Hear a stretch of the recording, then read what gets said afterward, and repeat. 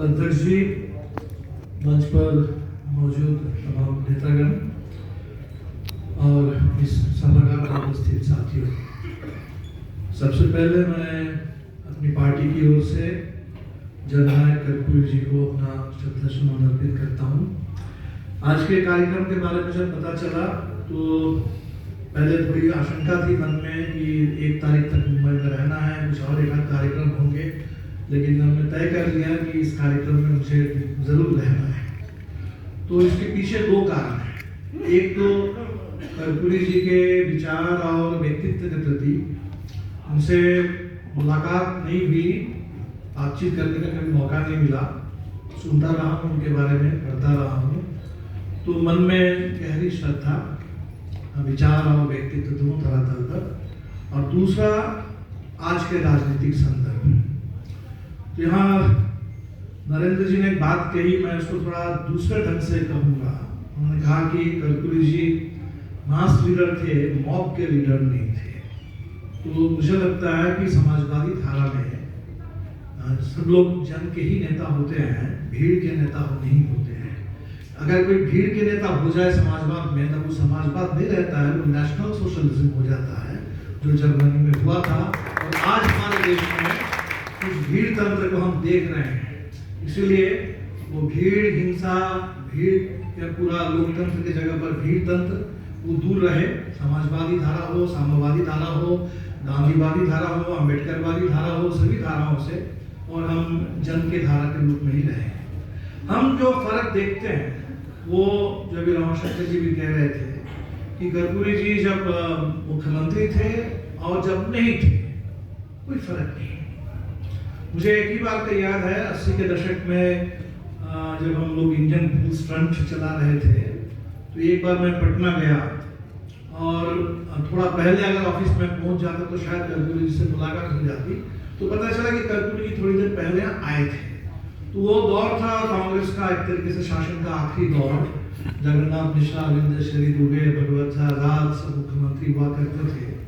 और उस दौर में किसी एक सवाल पर बिहार बंद का था, जिसको हम लोगों ने भी समर्थन दिया था। तो उसी बिहार बंद की तैयारी के क्रम में उस पर बातचीत करने के लिए कर्पूरी जी वहाँ आए थे। तो हमें लगता है कि ये जो एक आंदोलन के नेता, आंदोलनकारी, जिसको हमारे तंजग्रस्त हुए नरेंद्र मोदी आंदोलन जीवी कहते हैं आजकल, तो ये आंदोलनकारी जो तेवर है वो मंत्रियों में, मुख्यमंत्रियों में, खासकर अगर समाजवादी धारा से, साम्यवादी धारा से भी जाते हैं, तो ये बना रहना चाहिए। आज के दौर में बहुत अफसोस है, आंदोलनकारी मंत्री बहुत कम दिखते हैं, सीईओ बहुत दिखते हैं, सब चीफ एग्जीक्यूटिव ऑफिसर बन गए हैं बहुत लोग। और एक एक राज्य में मैं देखता हूँ, और दिल्ली में तो आप हमारे केंद्र सरकार में तो क्या कहना है। दूसरा हमें लगता है कि जो वैचारिक रूप से, जहाँ कभी कभी लोग समझते हैं कि इस देश में साम्यवादी धारा और समाजवादी धारा अलग है, ऐतिहासिक रूप से शायद बहुत अलगाव भी रहा है। लेकिन मैं जब अम्बेडकर को पढ़ता हूँ और कर्पूरी जी के भाषणों को भी पढ़ता हूँ, मुझे बहुत कोई फर्क दिखता नहीं। इसलिए नहीं दिखता है कि जो हम लोग सामाजिक न्याय की अगर बात करते हैं, तो बगैर सामाजिक परिवर्तन, अगर अन्याय पर आधारित सामाजिक समाज होगा, तो अन्याय पर आधारित समाज में, गैर बराबरी पर आधारित समाज में कितना न्याय मिल सकता है। तो तब हम सामाजिक न्याय को आरक्षण में सीमित कर देते हैं, और अब तो धीरे धीरे आरक्षण भी सामाजिक आधार से उसको हटा करके उसको आर्थिक आधार किया जा रहा है। और अब तो संविधान, जहाँ से आरक्षण आता है, उस संविधान को ही खत्म करने की बात हो रही है। कर्पूरी जी में मैं देखता हूँ, अम्बेडकर में भी बार बार देखता हूँ कि वहाँ सामाजिक न्याय और सामाजिक परिवर्तन बिल्कुल एक साथ चल रहे हैं। उसमें भूमि सुधार की बात है, बिहार जैसे जहाँ इतना सामंती दमन है, गरीबों के इतने जनसंहार हुए हैं, तो गरीबों के हाथ में उनको हथियार का लाइसेंस मिलना चाहिए आत्मरक्षा करने के लिए, ये बात भी कर्पूरी जी कहते हैं। तो ये जो पूरे जिस तरह का दौर रहा है, हमें लगता है कि ये दोनों धारा, सामाजिक न्याय, सामाजिक परिवर्तन की लड़ाई में भी साथ साथ चलना चाहिए। और आज के जो जिसको देवेंद्र जी ने कहा कि पैसावाद और सत्तावाद, मैं दोनों को जोड़ करके सीधा कह देता हूँ कि फांसीवाद। तो फांसीवाद के दौर में बिल्कुल हम लोगों को साथ साथ चलना चाहिए। इस देश में ये त्रासदी है हुई हमारे देश की राजनीति में कि जब कांग्रेस के वर्चस्व का दौर था और वो गैर कांग्रेसवाद के दौर में जो जहां समाजवादी और साम्यवादियों को एक रहना चाहिए था, वहां कहीं समाजवादी और संप्रदायवादियों में कुछ एकता बन गई और उस एकता ने बहुत नुकसान किया। और अब वो गैर कांग्रेसवाद तो चला गया कांग्रेस मुक्त भारत में, और कांग्रेस मुक्त भारत से अब तो आ गया है कि विपक्ष रहित लोकतंत्र हो। तो हम देख रहे हैं कि पूरे देश में जो फांसीवाद आ गया है, और बहुत अच्छी बात है कि इस दौर में आकर के हमने देखा कि जो भी समाजवादी धारा के लोग उस गठबंधन में थे, वो नीतीश जी भी चले आए, सारे लोग चले आ रहे हैं और बहुत अच्छी स्थिति बन रही है देश में। अम्बेडकरवादी, गांधीवादी, समाजवादी, मार्क्सवादी सारे लोग आज मिल करके, कांग्रेस के अंदर के नेहरूवादी सब मिल करके फांसीवाद के खिलाफ एक बहुत व्यापक और मजबूत वैचारिक रूप से एक लोकतंत्र और इसी को अभी तो महाराष्ट्र में हमने देखा कि बहुत लोग कह रहे हैं कि ये कैसे हो गया। शिवसेना जैसी पार्टी जो वैचारिक रूप से सबसे घनिष्ठ मित्र है भारतीय जनता पार्टी आरएसएस के उस पूरे विचार के राजनीति के, आज बहुत मजबूती के साथ शिवसेना इस तरफ खड़े हैं। उसके क्या क्या कारण है? वो महाराष्ट्र का स्वाभिमान कहीं गुजरात से टकरा रहा है, या जो महाराष्ट्र में भारतीय जनता पार्टी के रूप में जो पेशवाई राजनीति की दबदबे की वापसी हो रही है, वहां कहीं वहां के सामाजिक न्याय का आंदोलन टकरा रहा है। तो वो तो समय बताएगा, लेकिन बहुत अच्छी स्थिति बन रही है। और इसी में हम देख रहे हैं कि नरेंद्र मोदी के 15 अगस्त के भाषण को अगर आप लोग देखेंगे, उस भाषण में लंबा भाषण था लेकिन बहुत सारी बातें हैं उसमें। तो एक बात वो कहते हैं कि सामाजिक न्याय का सबसे बड़ा दुश्मन कौन है? कह रहे हैं कि तुष्टीकरण। इस बात को समझना बहुत जरूरी है। तुष्टीकरण मतलब वो कह रहे हैं कि बेसिकली जिसको हम लोग सेकुलरिज्म कहते हैं, जहां हम कहते हैं कि मेजॉरिटी कम्युनिटी को निश्चित तौर पर जो देश में जो भी माइनॉरिटीज है, माइनॉरिटी अलग अलग, कहीं धार्मिक अल्पसंख्यक हो सकते हैं। अभी मणिपुर में देख लीजिए तो कुकी वहां माइनॉरिटी में है और पूरे कुकी का जनसंहार हो रहा है।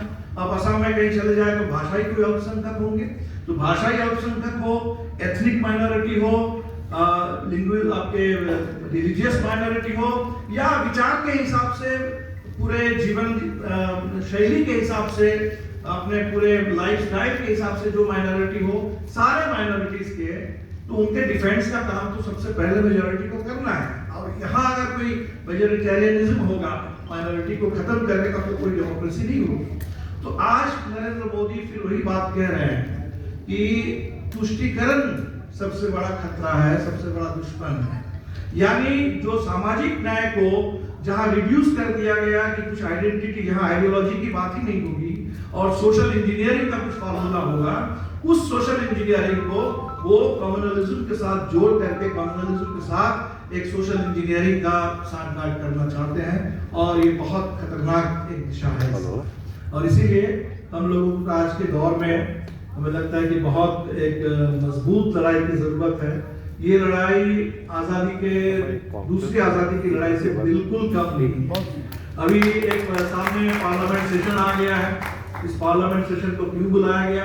ये विशेष सत्र है, क्या होने वाला है कोई नहीं कुछ जानते हैं, और बिल्कुल किसी तरह के कोई संसदीय प्रणाली, परंपरा उससे कोई मतलब नहीं है। नए पार्लियामेंट बिल्डिंग में एक सेंगोल वहां ला दिया गया, सेंगोल ला दिया गया जो राजशाही का प्रतीक है। तो लोकतंत्र के अंगन में इस सेंगोल का क्या काम है? उसको लाया गया है यहाँ। और ये जो अभी विवेक देवराय ने जो लिख दिया है कि बिल्कुल नया संविधान, और ये हम देख रहे हैं कि नया संविधान तो आरएसएस वाले भी शुरू से कहते थे, मनुस्मृति को संविधान बनाओ, हिंदू राष्ट्र बनाओ। विवेक देवराय के लेख में आपको हिंदू राष्ट्र का उसमें चर्चा नहीं है, उसमें मनुस्मृति की बात नहीं है। वो दूसरे एक छोर से बोल रहे हैं कि जैसे प्राइवेटाइजेशन का वकालत किया जाता है एफिशिएंसी के नाम पर, कि पब्लिक सेक्टर में उत्पादन नहीं होता है, काम नहीं होता है, लोग कामचोर होते हैं और इसीलिए प्राइवेटाइज करो। तो वो प्राइवेटाइजेशन इकोनॉमी से बढ़ते बढ़ते आप एक तरीके से पूरा सत्ता का, संसद का, लोकतंत्र का प्राइवेटाइजेशन, उसी को हम कहते हैं फांसीवाद। और उसकी बात आई कि मोदी जी बहुत कुछ करना चाहते हैं देश को। लूनर मिशन के बाद अब सोलर मिशन चल रहा है। बस इसकी गारंटी हो कि उनके सामने कोई पार्लियामेंट खड़े नहीं आए, कोई सुप्रीम कोर्ट कुछ दखल ना दे, अगर किसान आंदोलन के चलते वो 3 कानून को वापस करना पड़ रहा है तो वैसा कोई आंदोलन ही खड़ा ना हो सके। तो इस तरह से बिल्कुल अंग्रेजों के तर्ज पर राज चलाने की बात हो रही है। तो जो भगत सिंह कहते थे कि वे आजादी के दौर में कि बुरे अंग्रेज ना आए बुरे अंग्रेज की जगह पर, लेकिन आज वही बुरे अंग्रेजों का राज है। जो अम्बेडकर ने कहा था इस देश में कि कभी अगर हिंदू राज इस देश में यथार्थ बन जाएगा, वो इस देश के लिए सबसे बड़ी कैलामिटी साबित हो, वो कैलामिटी आज हमारे सामने है। उस तबाही के दौर में, बर्बादी के दौर में हम लोग जी रहे हैं। इस तबाही को रोकना है, और तबाही को रोकने के लिए आपने जो कहा कि फ्लेक्सिबिलिटी और विचार, हमें लगता है कि वो अलग चीज नहीं है। जब तबाही को रोकने की बात है, हमारे सामने अगर डिजास्टर है तो डिजास्टर मैनेजमेंट उसका तकाजा है कि पहले रेस्क्यू वर्क भी करो, बचाओ। जो लोग इस समय परेशान हैं उन तमाम लोगों को रिलीफ दो, राहत दो, और निश्चित तौर पर इसके साथ साथ रिकंस्ट्रक्ट भी करो। ऐसा मजबूत लोकतंत्र हिंदुस्तान में बने, ऐसा मजबूत सामाजिक न्याय का पूरा एक ढांचा इस देश के अंदर बने, जहां किसी तरह के गैर बराबरी और सामाजिक अन्याय के लिए और फांसीवाद के लिए सर उठाने के आने वाले समय में बिल्कुल कोई ऐसी नौबत ही ना आ सके। इतने मजबूत लोकतंत्र की लड़ाई है, और हमें लगता है कि इस लड़ाई में कर्पूरी जी की विरासत हमारे पास एक जबरदस्त प्रेरणा स्रोत के रूप में, एक ऊर्जा के स्रोत के रूप में। आज मैं देखता हूं कि उत्तर प्रदेश में अगर बुलडोजर चल रहा है, गिरिराज सिंह चाहते हैं कि वे बिहार में भी बिल्कुल उसी तरह से बुलडोजर राज चले, लेकिन बिहार में अगर अभी यूपी के तर्ज पर बुलडोजर राज अभी तक नहीं आ पाया, अगर भारतीय जनता पार्टी का पूरा एक पार्टी वाला शासन अभी तक नहीं आ पाया, उसमें बिहार के कर्पूरी जी की विरासत बहुत जबरदस्त श्रेय उसको जाता है। और बिहार के कम्युनिस्ट आंदोलन को भी, हमारे माले से लेकर के पुराने जमाने के सीपीआई के आंदोलन को भी, हमें लगता है कम्युनिस्टों को और सोशलिस्टों को निश्चित तौर पर इस विरासत को संभाल के रखना पड़ेगा, आगे मजबूत करना पड़ेगा, ताकि बिहार में और पूरे देश में ये बुलडोजर राज खत्म हो, ये आतंक का राज खत्म हो, ये बर्बादी का राज खत्म हो। ये अमृत काल के नाम पर जो आफत काल हमारे सामने आ गया है, इस आफत काल से देश को बचा सके। आप तमाम साथियों का बहुत बहुत शुक्रिया। फिर एक बार मैं पार्टी की ओर से, इस देश के वामपंथी आंदोलन की ओर से श्रद्धा सुमन अर्पित करता हूँ और इस विरासत को आगे ले चलने का संकल्प देता हूँ। बहुत बहुत शुक्रिया।